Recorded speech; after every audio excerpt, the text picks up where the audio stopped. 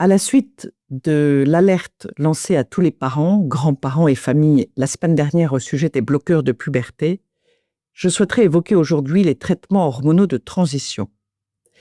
De plus en plus d'adolescentes, en effet, sont mises sous testostérone parce qu'elles ne se sentent pas bien dans leur corps de toute jeune fille et ne voient d'issue que dans une transition.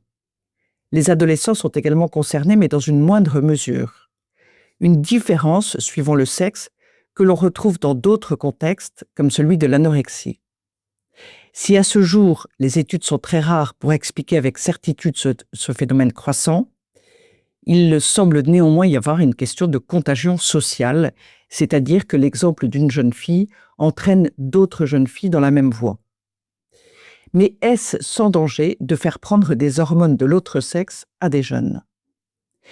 Les traitements hormonaux utilisés pour transitionner sont des hormones masculins ou féminins de synthèse.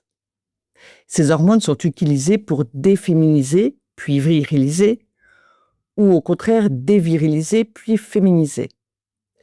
Pour maintenir la virilisation ou la féminisation, les personnes trans prennent ensuite des hormones de l'autre sexe tout le long de leur vie, par voie orale, patch ou injection intramusculaire.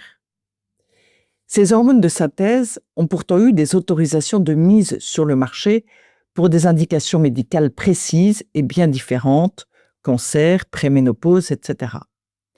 Et il est explicitement indiqué, pour chacune de ces molécules, qu'elles ont des conséquences irréversibles.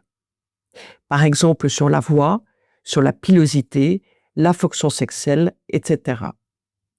Il a été établi également que les risques d'accidents cardiovasculaires sont multipliés par 7 avec la prise de ces traitements hormonaux de transition, d'après une étude présentée lors du Congrès mondial de cardiologie en 2023.